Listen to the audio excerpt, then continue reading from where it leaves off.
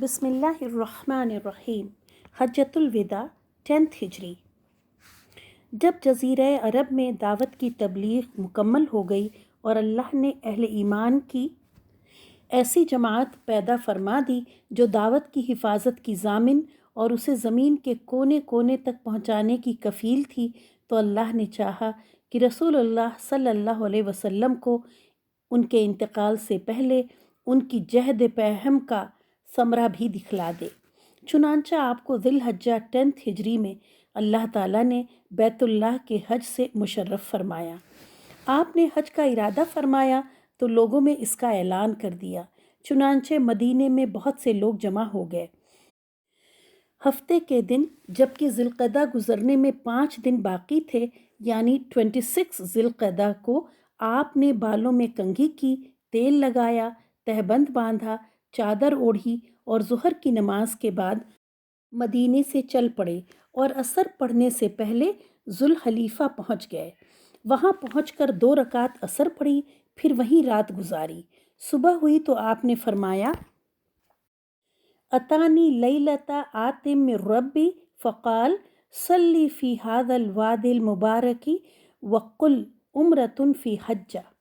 آج رات میرے رب کی طرف سے ایک آنے والا آیا اور اس نے کہا، اس مبارک وادی میں نماز پڑھو اور کہو عمرہ حج میں شامل ہے۔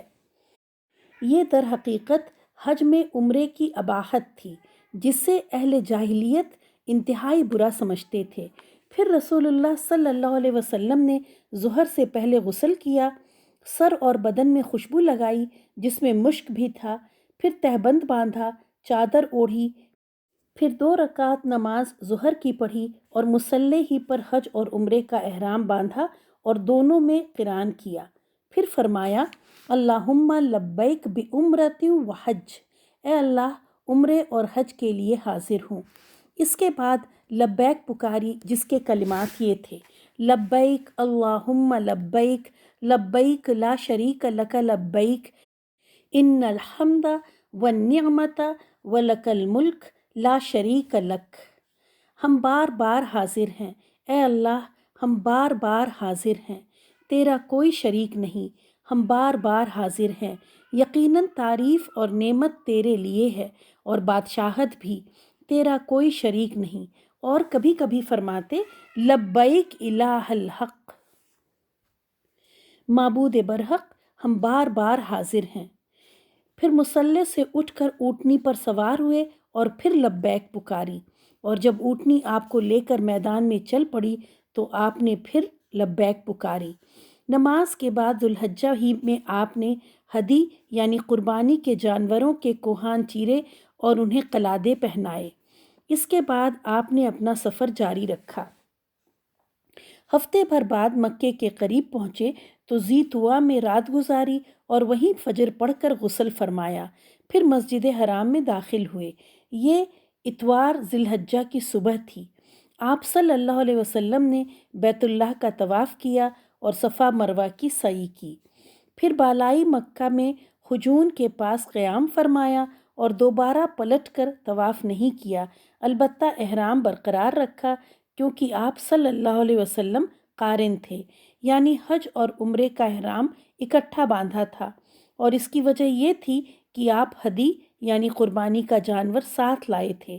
چنانچہ جو بھی اپنے ساتھ ہدی لایا تھا، آپ صلی اللہ علیہ وسلم نے اسے حکم دیا کہ اپنا احرام برقرار رکھے۔ البتہ جو لوگ ہدی نہیں لائے تھے انہیں حکم دیا کہ طواف و سعی کے بعد سر منڈا لیں اور احرام کھول دیں اور اپنے اس عمل کو عمرہ قرار دے لیں، خواہ انہوں نے حج کی نیت سے احرام باندھا ہو یا عمرے کی نیت سے یا دونوں کی نیت سے۔ آپ صلی اللہ علیہ وسلم نے فرمایا: اگر مجھے پہلے وہ بات معلوم ہو جاتی جو بعد میں معلوم ہوئی تو میں ہدی نہ لاتا اور اسے عمرہ قرار دے دیتا اور احرام کھول دیتا۔ چنانچہ جن لوگوں کے پاس ہدی نہیں تھی انہوں نے احرام کھول دیے۔ پھر آپ صلی اللہ علیہ وسلم 8 ذی الحجہ ترویہ کے دن منی تشریف لے گئے۔ جو لوگ احرام کھول چکے تھے وہ بھی حج کا احرام باندھ کر منی آ گئے۔ وہاں آپ نے ظہر، عصر، مغرب، عشاء اور فجر کی نمازیں پڑھیں اور 4 رکعت والی نمازیں قصر کر کے 2 رکعت پڑھیں۔ پھر سورج طلوع ہونے کے بعد منا سے چل پڑے اور عرفات تشریف لائے۔ وہاں وادی نمرہ میں آپ کے لیے قبہ لگا ہوا تھا۔ آپ صلی اللہ علیہ وسلم اسی میں استراحت فرما ہوئے۔ سورج ڈھلا تو قصوہ اونٹنی پر سوار ہو کر وادی ارنا میں تشریف لائے۔ لوگ آپ کے گرد جمع تھے۔ آپ نے ان کے اندر کھڑے ہو کر خطبہ دیا، اللہ کی حمد و ثنا کی، شہادت کے کلمات کہے، اللہ سے ڈرنے کی وصیت کی۔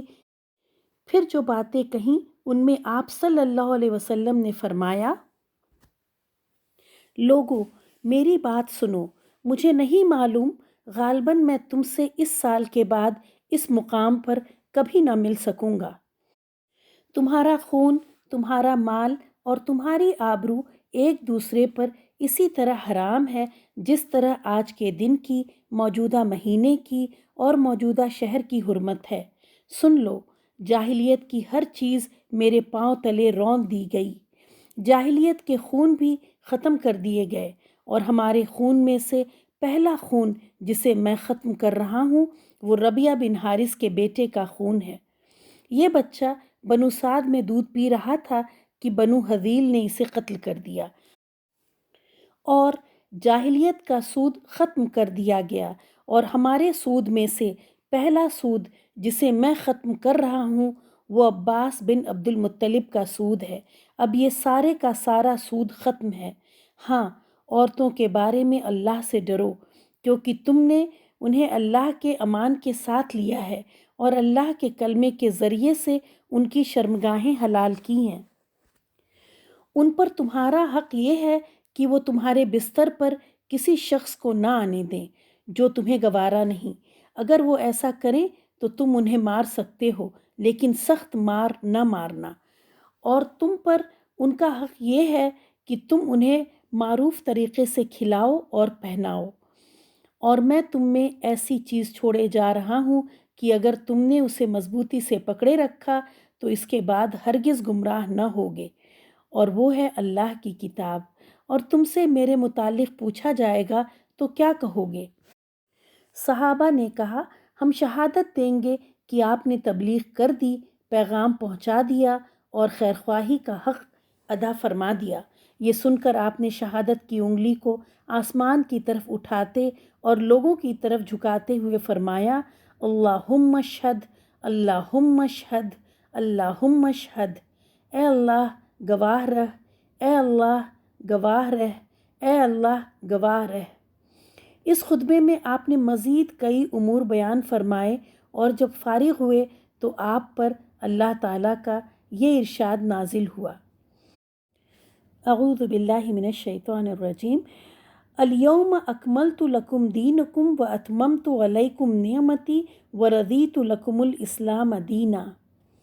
آج میں نے تمہارے لیے تمہارا دین مکمل کر دیا اور تم پر اپنی نعمت پوری کر دی اور تمہارے لیے اسلام کو بحیثیت دین پسند کر لیا۔ چنانچہ یہ نعمت اور سعادت کا دن تھا۔ خطبہ کے بعد حضرت بلال رضی اللہ عنہ نے اذان دی اور پھر اقامت کہی، اور رسول اللہ صلی اللہ علیہ وسلم نے 2 رکعت ظہر کی نماز پڑھائی، پھر اقامت کہی اور آپ نے 2 رکعت عصر کی نماز پڑھائی۔ دونوں کو ظہر کے وقت میں جمع تقدیم کے طور پر اکٹھا کیا اور ان دونوں کے درمیان کوئی نماز نہیں پڑھی۔ پھر جائے وقوف پر تشریف لائے، اونٹنی کا شکم چٹانوں کی جانب کیا اور قبلہ رخ مسلسل وقوف فرمایا، یہاں تک کہ سورج غروب ہو گیا اور تھوڑی زردی چلی گئی۔ پھر روانہ ہو کر مزدلفہ تشریف لائے اور وہاں مغرب اور عشاء کی نماز 1 اذان اور 2 اقامتوں سے پڑھی، اور درمیان میں کوئی نماز نہ پڑھی۔ پھر آپ لیٹ گئے اور طلوع فجر تک لیٹے رہے۔ پھر صبح تڑکے فجر کی نماز پڑھی اور مشعر حرام آ گئے، اور وہاں قبلہ رخ ہو کر دعا، تکبیر و تحلیل اور توحید کے کلمات کہتے رہے، یہاں تک کہ خوب اجالا ہو گیا۔ اس کے بعد سورج طلوع ہونے سے پہلے منا کے لیے روانہ ہو گئے اور جمرہ کبریٰ پر آ کر 7 کنکریاں ماری۔ ہر کنکری کے ساتھ تکبیر کہتے جاتے تھے۔ اس جمرے کو کنکری مارنے تک آپ لبیک پکارتے رہے اور کنکری مارنے کے ساتھ ہی تلبیہ ختم کر دیا۔ نیز اس جمرے کے پاس ٹھہر کر آپ یہ بھی فرماتے رہے، خُذُوا عَنِّی مَنَاسِکَکُمْ فَلَعَلِّی لَا أَحُجُّ بَعْدَ عَامِی هَٰذَا، مجھ سے اپنے اعمال حج سیکھ لو، غالباً میں اس سال کے بعد حج نہ کر سکوں گا۔ پھر آپ منا میں اپنے ڈیرے پر تشریف لائے اور اپنے دست مبارک سے 100 میں سے 63 اونٹ نہر کیے، باقی 37 اونٹ حضرت علی نے نہر کیے۔ پھر آپ کے حکم سے ہر اونٹ کا ایک ایک ٹکڑا کاٹ کر ہانڈی میں ڈالا گیا، جسے آپ نے اور لوگوں نے اس کا گوشت تناول کیا اور شوربہ پیا۔ قربانی سے فارغ ہو کر حجام کو بلایا اور سر کا داہنا حصہ پہلے منڈوایا۔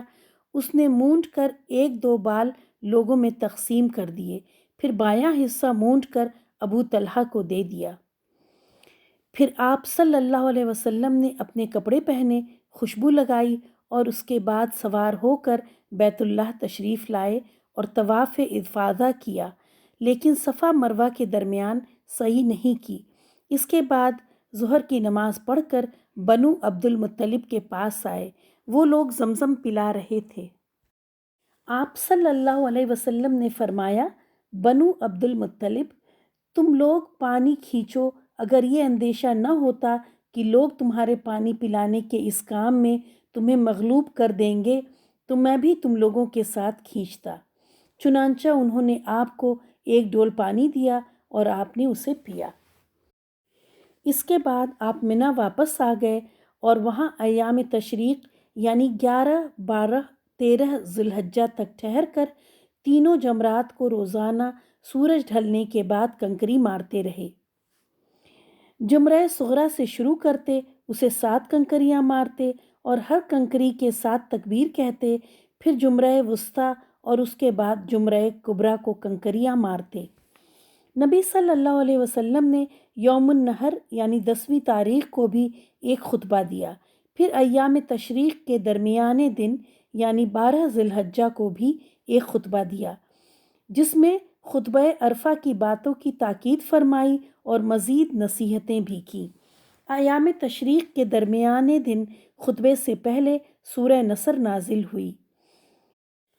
13 ذی الحجہ کو جو ایام تشریق کا تیسرا اور حج سے واپسی کا دوسرا اور آخری دن ہے اور یہ منگل کا دن تھا، نبی صلی اللہ علیہ وسلم نے جمرات کو کنکریاں مار کر منا سے کوچ فرمایا اور ابطح میں اتر کر وہیں ظہر، عصر، مغرب اور عشاء کی نمازیں پڑھیں اور وہیں سے ام المومنین حضرت عائشہ کو ان کے بھائی حضرت عبد الرحمن بن ابو بکر رضی اللہ عنہ کے ساتھ بھیجا کہ انہیں تنعیم سے عمرہ کرا لائیں۔ چنانچہ انہوں نے احرام باندھا، عمرہ کیا، پھر سحری کے وقت ابطح میں آ گئیں۔ ادھر نبی صلی اللہ علیہ وسلم کچھ دیر خوابیدہ رہے۔ جب حضرت عائشہ رضی اللہ عنہا آ گئیں تو کوچ کا اعلان کیا اور سوار ہو کر خانہ کعبہ تشریف لے گئے، طواف وداع کیا اور فجر کی نماز پڑھی، پھر زیری مکان سے نکل کر مدینے کا رخ کیا۔ جب مدینہ قریب آ گیا اور اس کے آثار دکھائی دینے لگے تو 3 بار اللہ اکبر کہا، پھر فرمایا، لا الہ الا اللہ وحدہ لا شریک لہ، لہ الملک و لہ الحمد وہو علی کل شیء قدیر۔ آئبون تائبون عابدون ساجدون لربنا حامدون، صدق اللہ وحدہ ونصر عبدہ وہزم الاحزاب وحدہ۔ اللہ کے سوا کوئی معبود نہیں، وہ تنہا ہے، اس کا کوئی شریک نہیں، اسی کے لیے بادشاہت ہے، اسی کے لیے تعریف ہے اور وہ ہر چیز پر قادر ہے۔ ہم پلٹنے والے، توبہ کرنے والے، عبادت گزار، سجدہ کرنے والے اور اپنے رب کی تعریف کرنے والے ہیں۔ اللہ نے اپنا وعدہ سچ کر دکھایا، اپنے بندے کی مدد کی اور تنہا ساری جماعتوں کو شکست دی۔ سریہ اسامہ بن زید ربیع الاول 11 ہجری۔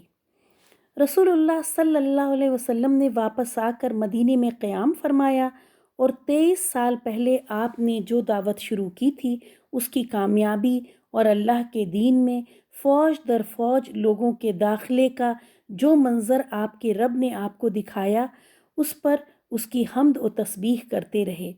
اس دوران بعض وفود کا استقبال بھی کیا اور حضرت اسامہ بن زید رضی اللہ عنہما کو 700 فوجیوں کے ساتھ تیار کیا۔ حکم دیا کہ علاقۂ بلقا میں اور داروم کی فلسطینی سرزمین سواروں کے ذریعے سے روند آؤ۔ یہ لشکر روانہ ہو کر مدینے سے 3 میل دور مقام جرف میں خیمہ زن ہوا، لیکن رسول اللہ صلی اللہ علیہ وسلم کی بیماری کے متعلق تشویشناک خبروں کے سبب وہیں رک کر نتیجے کا انتظار کرنے لگا۔ اللہ کا فیصلہ یہ ظاہر ہوا کہ رسول اللہ صلی اللہ علیہ وسلم نے وفات پائی اور یہ لشکر حضرت ابوبکر صدیق رضی اللہ عنہ کے عہد خلافت کی پہلی فوجی مہم کی شکل اختیار کر گیا۔